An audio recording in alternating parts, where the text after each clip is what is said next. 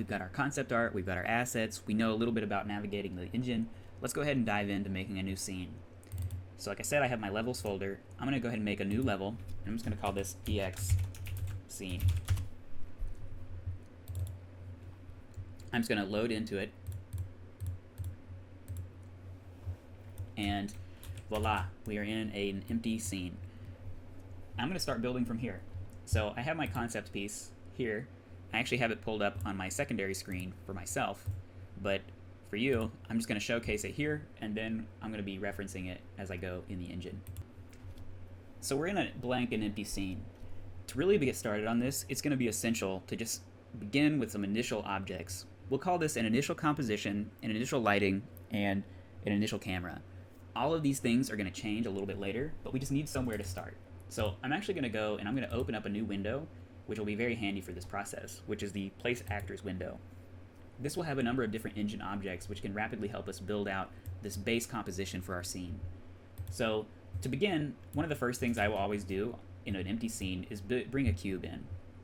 The second thing is I will actually just grab a directional light, which I won't be lighting the scene with this later, but it's really handy to rapidly be able to see what we're doing. I'm just going to quickly scale and copy that cube so that we can see how all of this is behaving. Now, because my scene is made of rectilinear objects, one way that I could build this out would actually be to just rapidly set up a camera, which I will go ahead and do. So I will just get my viewport roughly in a spot. We're going to change this later, but if I go up to this hamburger menu in the top left of the viewport, I can create a cinema camera actor.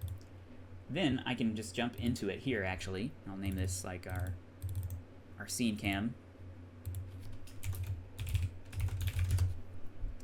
And what I'm going to immediately do is going to make it a square. So we're just going to start with like 22 and 22. And because of how our concept scene is set up in this image, I'm going to set up our camera to have a focal length of 50. And I'm just going to fly the camera out and maybe to here or so. And then I'm going to disable the motion blur for now. We'll adjust that later, but for now, we're just going to leave it like that. I'm actually going to also rotate my sun a hair so we can see the surfaces. And I'm going to fly my camera up a little bit more. And now we're ready to get started. I'm going to just temporarily lock this camera, which we will unlock it later. And one final thing that you might want to do, if you have two monitors especially, will be to work with side-by-side viewports. So if I do this 3-pane setup, I can have my scene cam on the left and then my free cam on the right. Now, in general, I will actually build from the scene cam, so I would maybe just have this shrunk down for most of the time and then shrink it out or expand it when I want to use it. But however you want to work is up to you.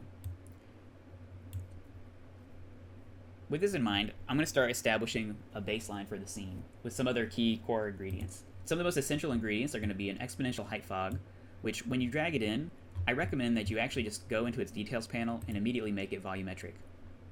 And this is going to rapidly change the perception of the scene because it's going to add depth via the lighting and the fog. So the light is going to be caught in almost like a dust in the scene, which will help establish depth. The other thing you're going to want to add is a post-processing volume. Now, you can have it so that anything inside of this volume will be affected by the effects you put on, but in the details panel, I'm going to scroll down and make it infinite extent, which will affect the entire scene at once. Then, the most essential thing to change in the post-processing volume is actually in the exposure controls, here at the very top of its list. I'm going to select the min and max, and I'm going to constrain it to 1 and 1. And what you see that happened, actually, is it instantly matched the lighting for both of these, because before it was adapting based off the camera's position. This is going to mean that I'm going to have to brighten my scene a little bit, though, and in general, we'll be using brighter lights as a consequence of this, but that's not a bad thing either. And now we're ready to start composing our scene. So, just as a reference, I'm targeting this scene with this color palette. So first we're going to build out the scene itself. Now, I could use these cubes, which, as I have this cube in the scene even, I can rapidly do that.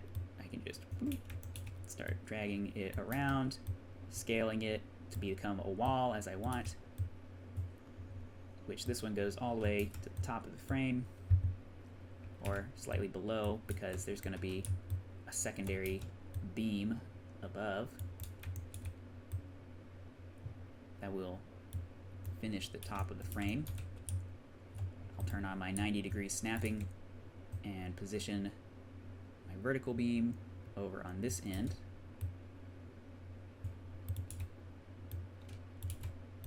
Like so. And then we will just drag this one down over here, extend it this way, pull it in a bit,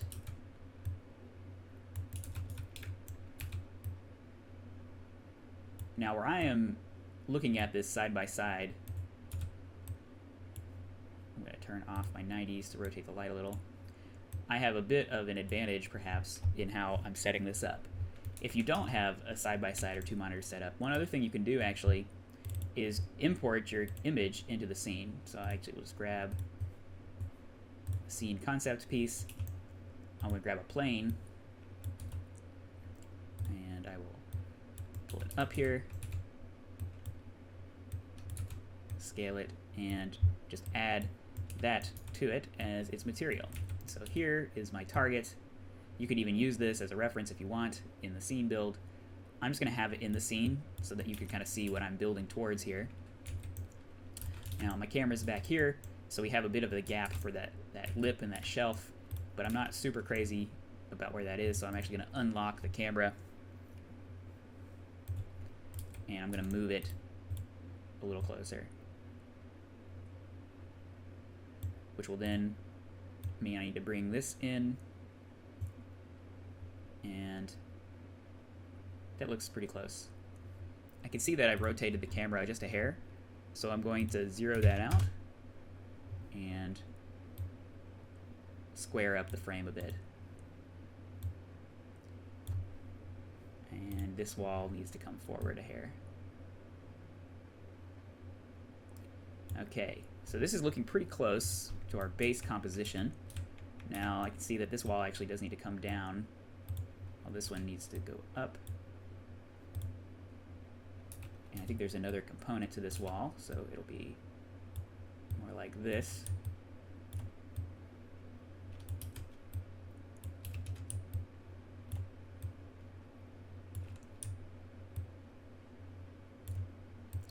Okay, and then looks like we have a distant back wall, which this isn't super important yet, but it will be later. Okay, let's see here. I think the rest of this floor is going to be blocked out with rocks, which there I just did a bad thing and I moved my camera, which once I move my camera I'll have to reposition it a bit. So here, I need to zero that out again.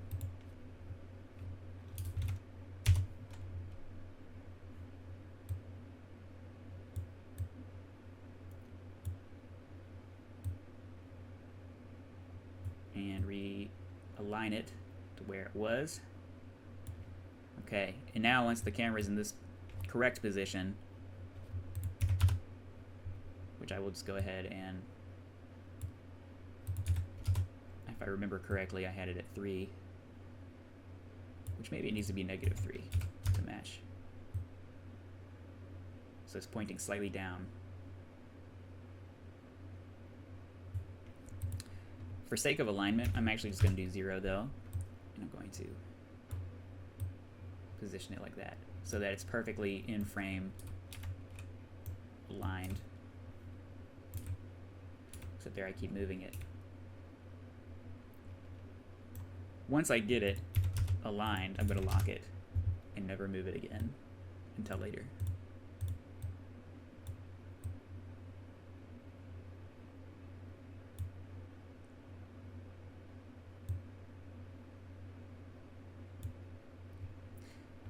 Now that the camera's in position, I'm going to lock its movement. And with that locked, in my scene, established, I'm going to take a moment to actually make some folders. So I'm going to make a folder here for world setup. I'll put things like the directional light, the exponential height fog, and the post-processing volume in. I'll make a new folder here for the gray box.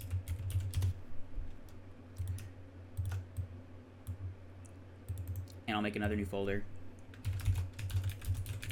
for cameras.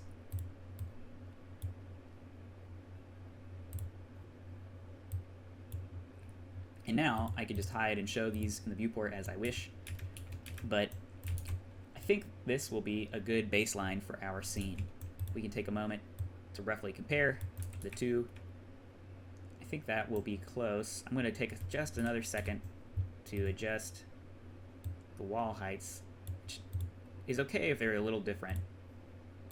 It doesn't have to be a perfect replication. The idea is more that it's a guide rather than a dictator. Now that we have a base established in the scene, I'm going to begin populating with some box brushes and mega scans. This particular setup is what we would call a gray box, and for a still life it can be very simple, especially in this case where I have rectilinear geometry. But to start bringing this to life, I'm going to be replacing these assets. Now, for these rectangular pieces, I'm going to use a range of a couple things. For the ground, I'm going to use a box brush, and the wall as well, but then for these beams, I'm going to start to use mega scans. So first, I'm going to bring in a box brush. Now, I have already grabbed a concrete material, and with my box brush selected, I can actually just drag and drop it onto this surface. Now, the lighting isn't going to look great yet, and that's okay, but I'm just going to start putting that onto those surfaces. And since those are the only camera-facing ones, those are the only ones I'm going to need.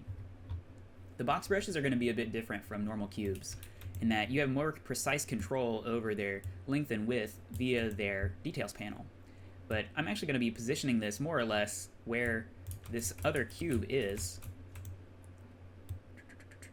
And I'm going to extend it back. And get it so that it becomes our new floor.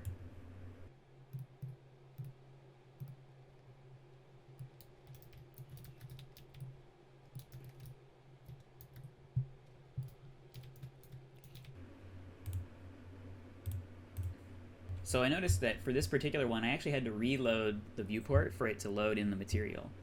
And I'm noticing a few things now between my scene image and my current scene. Is I think that this background is a little bit farther than it needs to be from the foreground, which is making me think that I have my focal length a little bit wrong on the camera. But I'm just going to pull this in a bit, and maybe that will be good enough.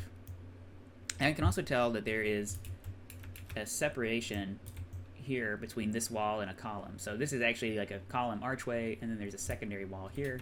So what that's going to mean is that it's something more like this in the scene, and this is coming back, and this is coming forward,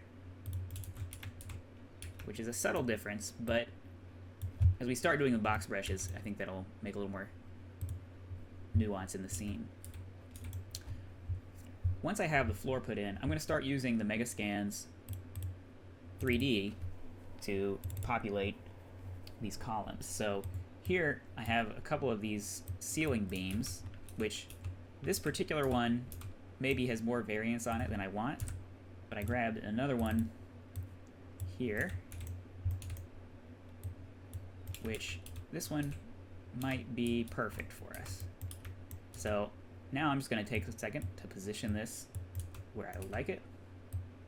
Obviously the lighting is not as intended just yet, but that's okay for now.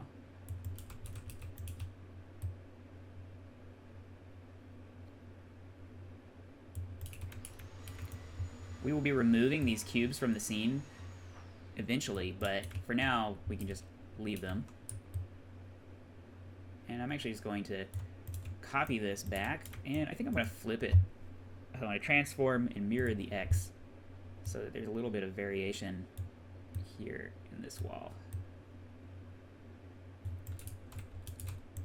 And then I'm just going to grab both of these. So I just select one, shift click the other, and alt rotate to make a copy as I rotate it. And I'll just position those like so. In the image, these kind of butt up here, which structurally doesn't really make a ton of sense, but we'll go for it for now. And I'll just do a third and final rotation copy. So just holding alt, rotating. And for this one, like I said, I'll actually pull this one forward a bit, like so. And voila, we have a pretty nice archway setup. Now, for these back walls, I could use either box brushes or concrete beams. I think I will use a box brush for this one. So since I already have this box brush, I'm just gonna alt drag it up and pull it back. And I'm gonna use its controls here in the details panel to make it fit our wall a little better. Now, for this one, this will be providing some bounce lighting into the scene. So it is actually important that it's large, but it will drastically impact the light actually. So if it's too large, that may not be a good thing, but we'll get it so it's comfortably in the scene like so. And for these back blocks, I could use either box brushes or columns. I'm actually going to try to search really quickly for an extra asset. So let's try a concrete block.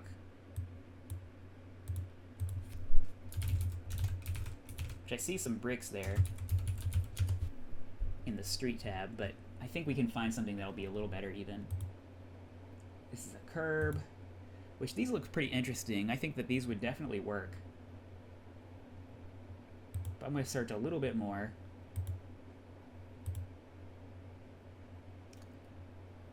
I really like these broken cinder blocks. I think these are going to be the chosen brick of peace. So I'm going to go ahead and download and add these to the scene as well. Alright, now I've added these broken cinder blocks to the scene, and they're very small, but we're going to scale them up to be the size that we need. And it doesn't have to be perfect, which is, especially since it's going to be covered with plants, but I'm going to use these to very quickly just rebuild this wall.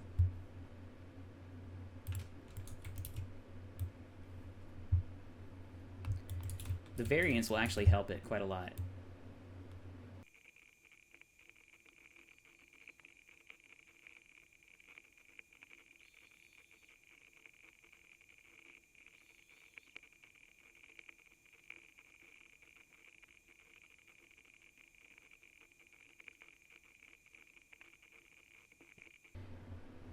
Now, I've got this wall built out, but if I hide out the gray box, you'll see that some light is coming through here actually. So what I'm going to do is I'm going to hide a bit of a light blocker here behind this, which is just going to be hidden geometry, which is going to help fix the lighting. So since no one's ever going to see this, it doesn't really matter a ton what it looks like.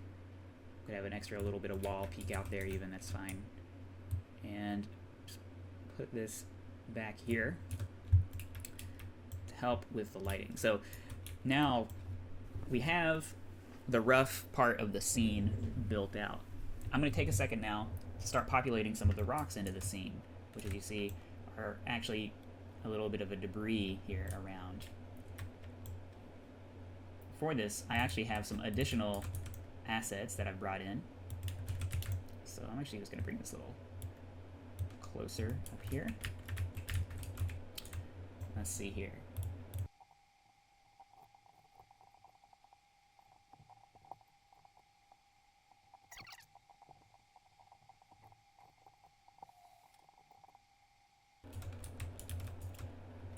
So as I'm setting this up, I'm noticing a few things with my lighting. So here, I have some breakages in my lighting setup. So what I may need to do is actually move some adjustment geometry, but also here, where I have no back faces on this, what I actually need to do for this material is I can search to it rapidly by clicking on this magnifying glass. I'm going to double click on it, scroll down, and make it two-sided. Now, save that. And now this material being two-sided will not allow light to go through the geometry, which has instantly fixed up a lot of my shadow issues here. But I'm also just going to take a second to copy this a bit like so. I'm going to change the lighting here quite drastically in just a moment by not using a directional light anymore, but this is still serving as a pretty nice baseline for us.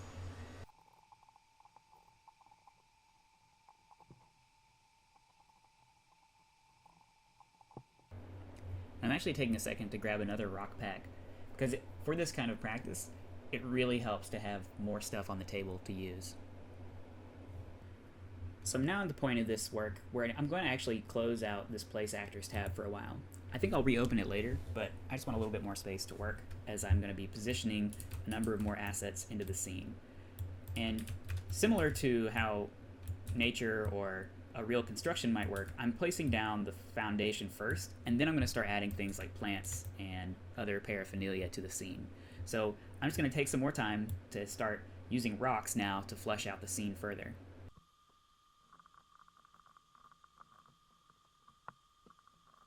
As a quick note, if you ever start having performance issues, you can actually adjust the scalability in your viewport here.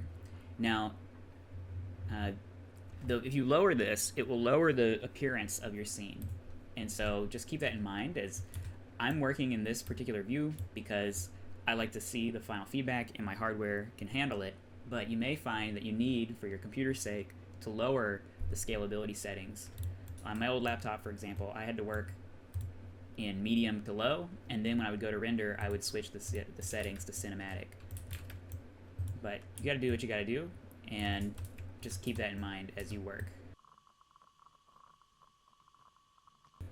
Now I have a pack of burnt bricks I'm gonna use to get some more of these small blocky geometries.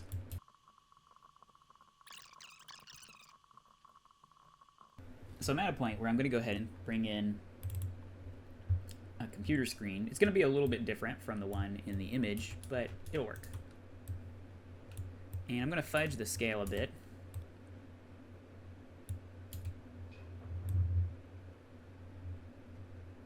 And place it here in the scene.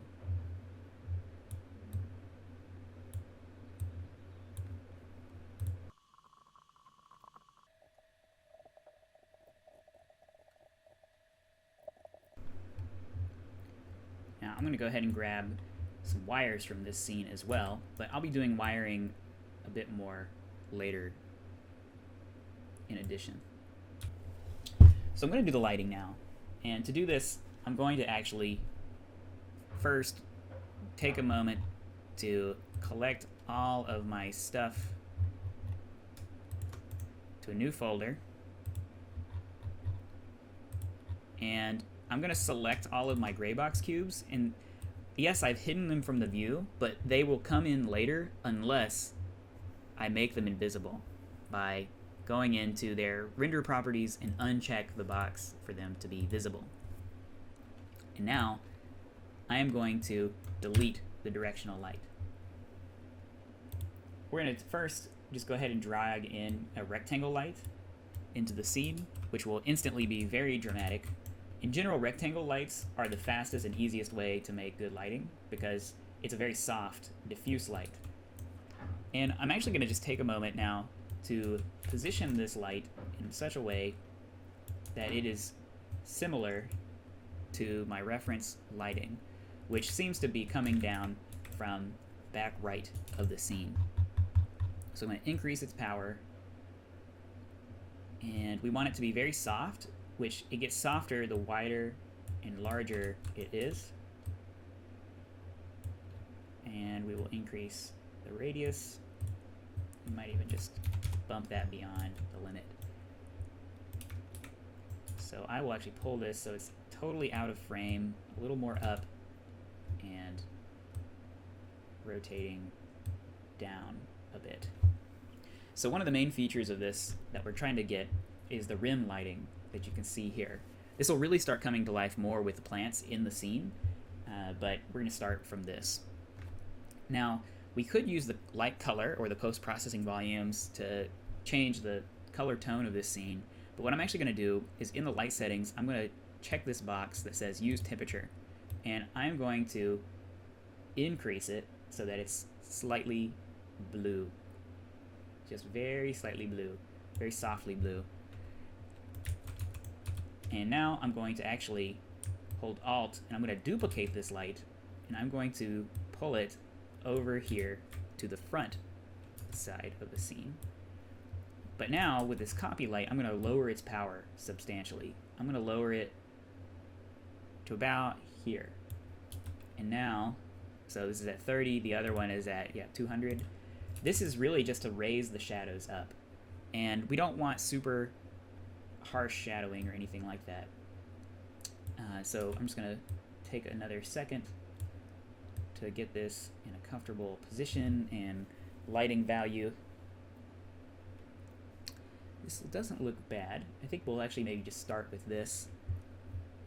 And then the final light to add is going to be for the background, which this one will be the hardest to do right at this moment because we don't have anything back here.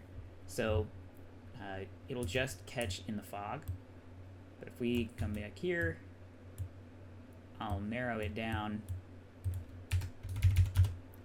and we increase that out. I'll actually just bring that back closer to the normal temperature for us, and we'll leave it here for now. I'll even lower its radius so it's just affecting the fog there in the background.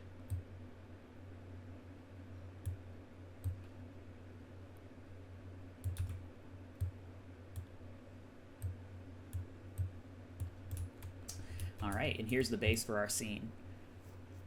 So now it's time to start adding some plants, which I will do progressively, and I've actually grabbed almost all of these are from the Megascans content, but I also have some from a tropical pack that I picked up a while back, which is its tropical jungle pack.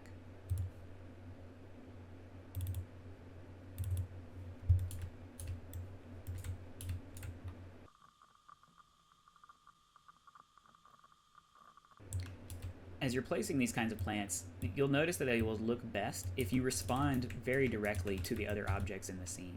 So it's absolutely worth taking the second to try actually to align and position the objects so they don't clip through the geometries like this, and try to get them to feel somewhat realistic in the world. That's much more important than replicating the base image perfectly. Here you can see these are actually shaking a little because they have a procedural wind shader on them, which isn't super important for us right now.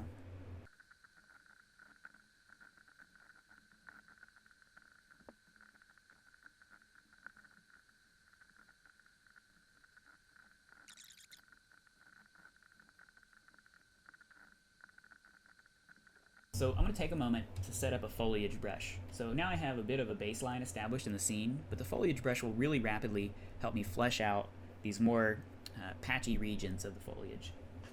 So what I'm going to do is I'm going to go into the foliage brush mode, and in my Megascans 3D plants, I have this pack of curbside weeds, which inside of this you'll find there's a foliage folder, which will have the meshes preloaded as a foliage brush, which if you just select and drag those in, you'll now have a list of all of these different foliage types into your scene. I'm just going to shift select all of these and check it on, and I immediately have a little bit of a brush that you can see in my scene. If I click, I can immediately paint the foliage as I want. But I've already set up a few settings in here that you may want to take a note of. The density of the foliage brush, I believe by default, is set to 100, which will be pretty sparse. So what I actually did is I typed 4,000 here. I have my brush size very small and my paint density set to 1. The other thing is that I have it able to paint static meshes, which is super important. And then I've actually adjusted the scale. So I have it constraining these from 0.6 to 0.8 instead of having it go from its original size. But now with this brush loaded, I can actually just go around the scene and quickly paint where I want my foliage to be. And if I go into the settings and I change this ground slope angle from 0 to 1 to be constrained from 0 to 180, I can actually also paint it onto the walls, which is going to really quickly allow me to flesh out some amazing plant detail without much effort.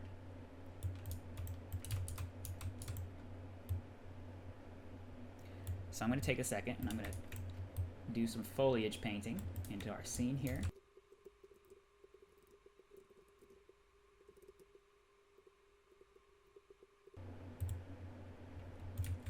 So I could see there was an issue where the foliage was actually attaching to my gray box geometry.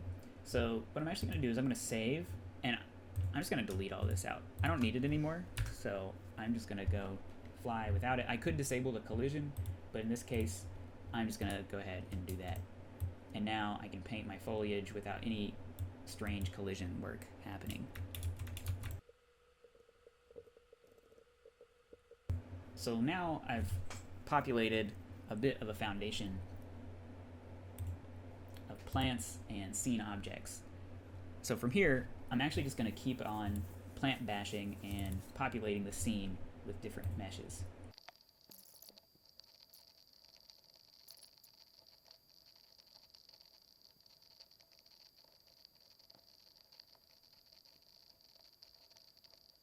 We have most of the foreground set. I'm going to take a second to bring in this custom radio object from Sketchpad. So I've already set up the material for it. Here it's not actually on the object though, so I just need to drag and drop it back onto it. And I'll get some excellent use out of this because I'll have one copy of it, which will be positioned roughly here, and then I'll have another copy which can be rotated around like so.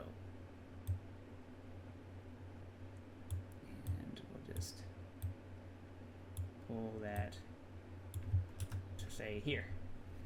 And that's just to add a little bit of extra material to the scene for us. I also have this mod engineering props kit that came from the Epic Marketplace for like one of the free packs. And it has a number of cables and wires, and I'm actually going to just use some of these props now to add some additional stuff to the scene. Again, based off of the original reference image.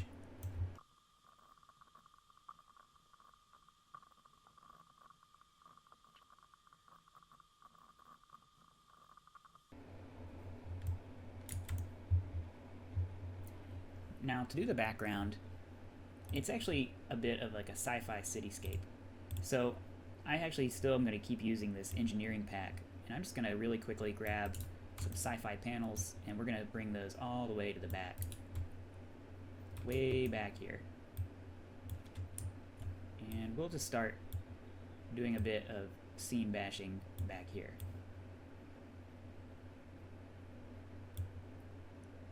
Since it's in the background, it can be much less precise.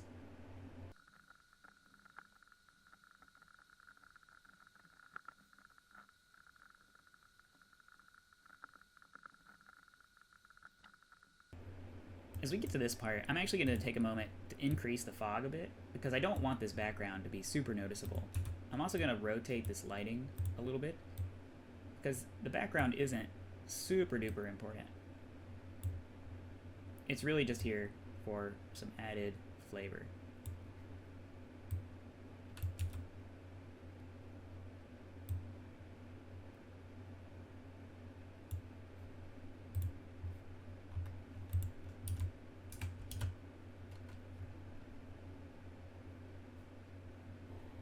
Okay, I'm a little bit happier with how that looks.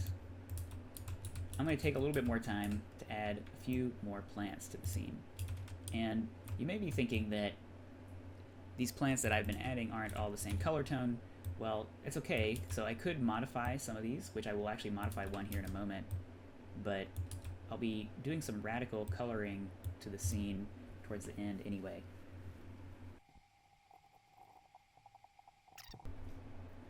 Now we're at the part of the process where I would go into the decals section of the Quixel Bridge.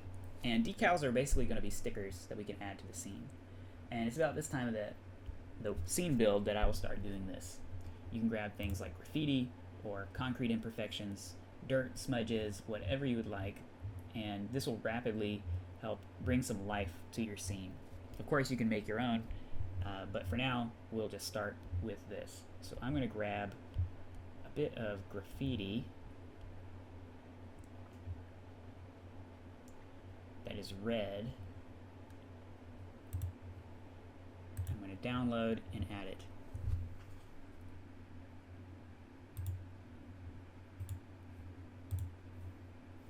When you've added a decal to the scene, you actually will just drag and drop it in. And here, you'll see this green box, which is the area of where it's applied to. And wherever you have it positioned, it will actually colorize. And frankly, this looks pretty sweet as it is, so I don't think I will actually move this one. I have some other decals, though, that I'll be a little more precise with. So for example, I have this damaged concrete, which I'm going to use over here. And I'm going to turn on my ortho, and I'm going to scale it down.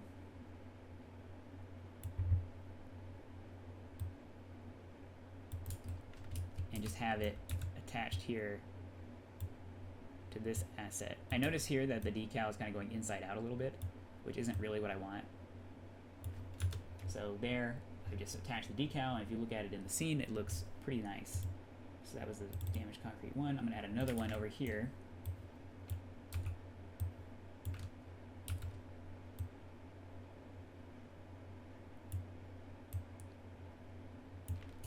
And I'm just going to keep making sure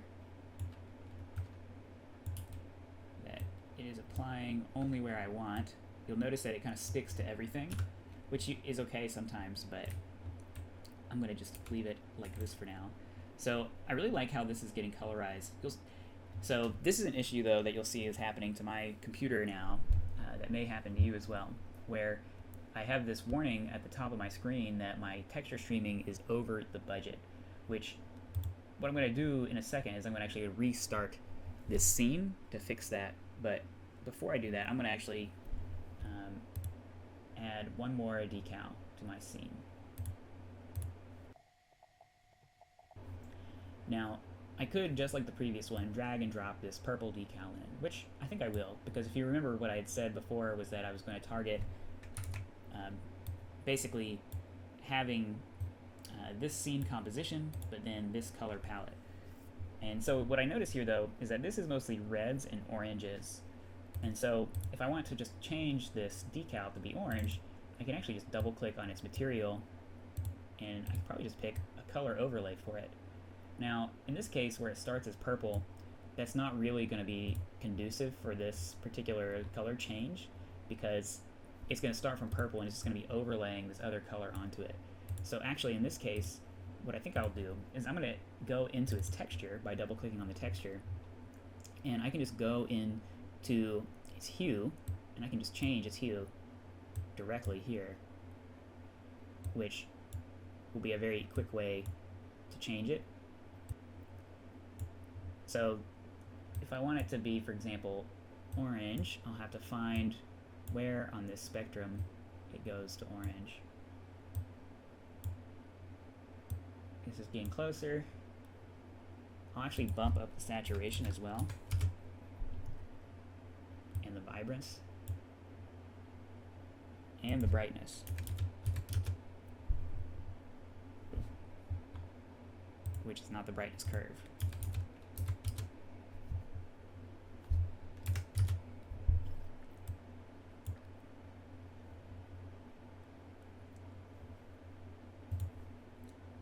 And there I've changed the texture, and from here I could again try the overlay and maybe make some final adjustments later.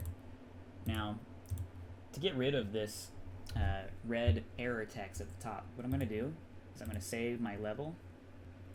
I was able to get rid of the error text by closing out of the secondary window, but I can see that it's not totally fully taking effect because these textures are looking really muddy on my screen. So what I'll actually do at this point is I'm going to save and I'm going to reopen the engine.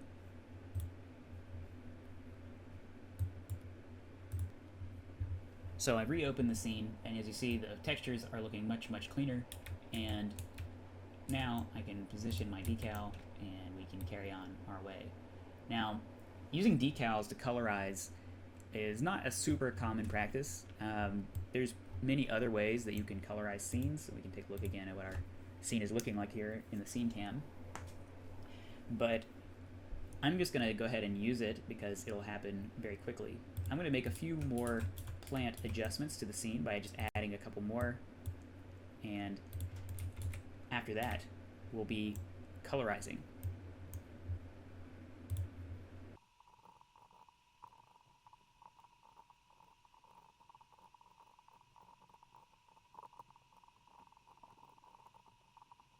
So here I'm looking at my scene and I have a bunch of icons on it. If I want to get a true preview, I can just press the G key, and now we are seeing the scene as it's going to look. Now, I notice a couple things about my reference image, which are, it looks a little wet here in the front, and I would like to maybe keep that so that there's a bit of a reflection. So I'm going to take a second and I'm going to grab some water decals.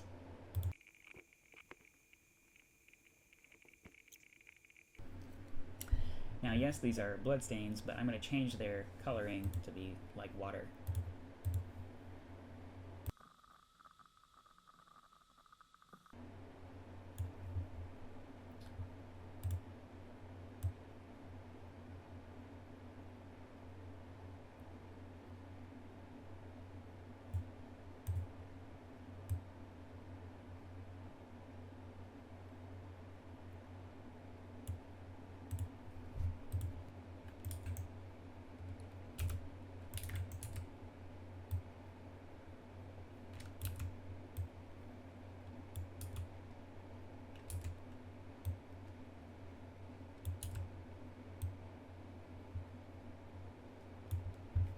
I can position this in the scene.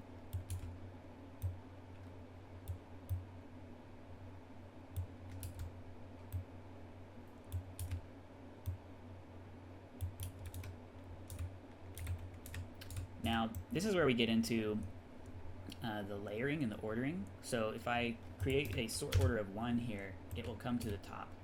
And so now we have a wet surface, which will be slightly reflective in the scene.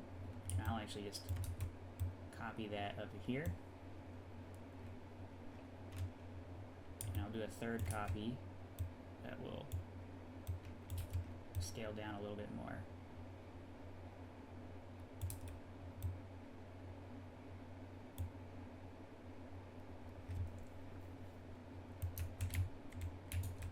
Now, this one that I placed in the back was not intentional in its way, but it actually looks pretty good as well, so I think I will leave it.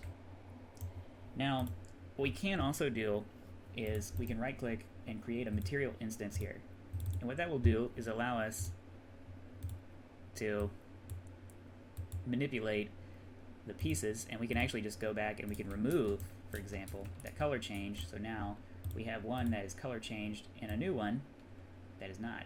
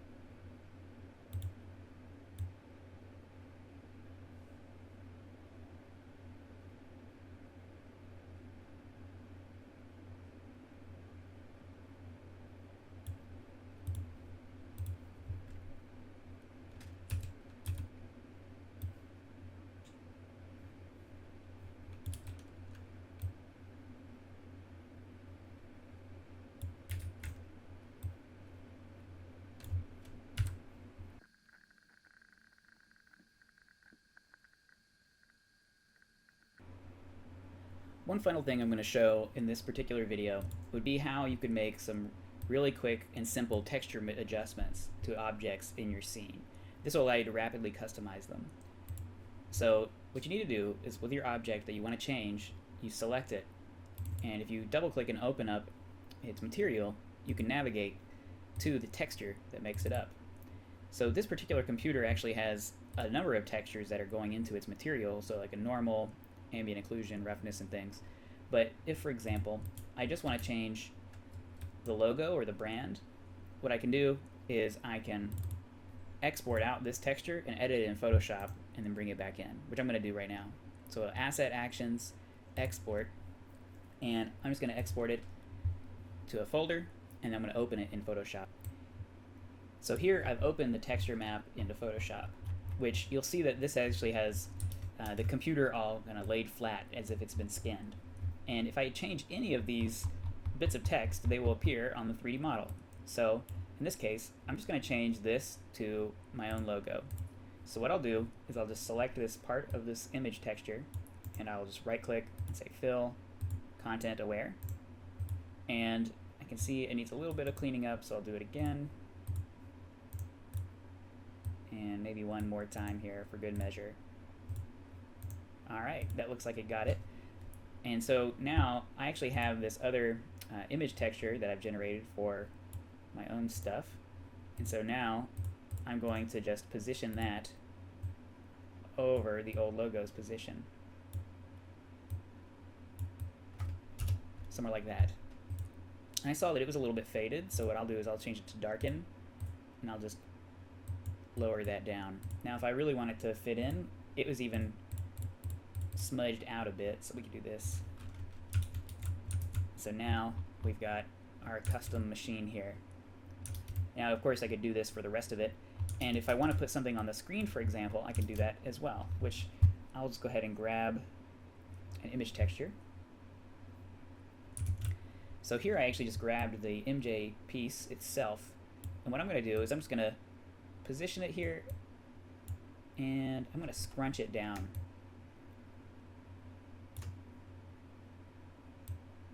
And we'll just make this the piece. I can see the edges of this screen's texture map by where it starts to blur and stretch, so I'm just going to drag a box around that, and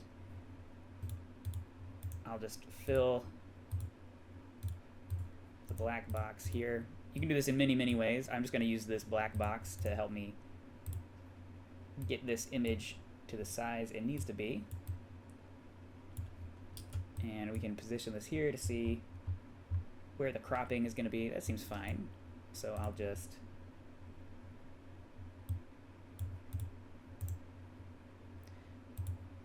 layer via copy. And now this will be our screen. Now I also know that if I want this to be emissive, I'll need to make a new layer for this. So I'm actually going to go ahead and I'm going to export this image out.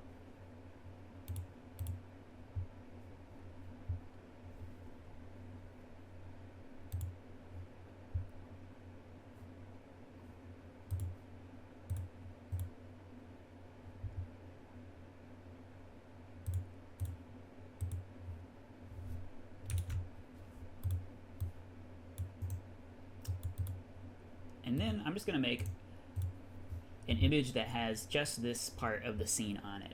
And this is going to become the emission layer.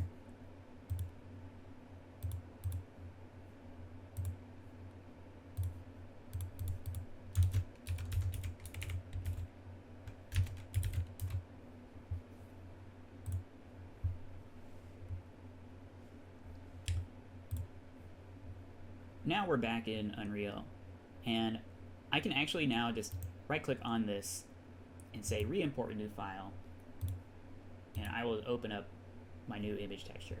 Which now you can see that it has the scene put into this TV screen here, but it's kind of dark. So I'm also going to go ahead and I'm going to add my emission texture to this folder as well.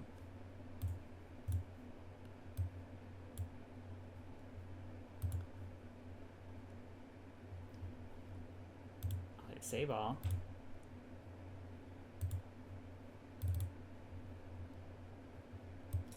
Now, here I have my computer,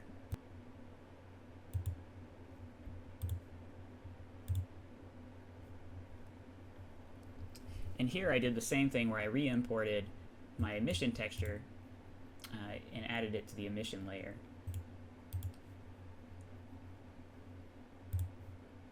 And now the screen is going to be bright.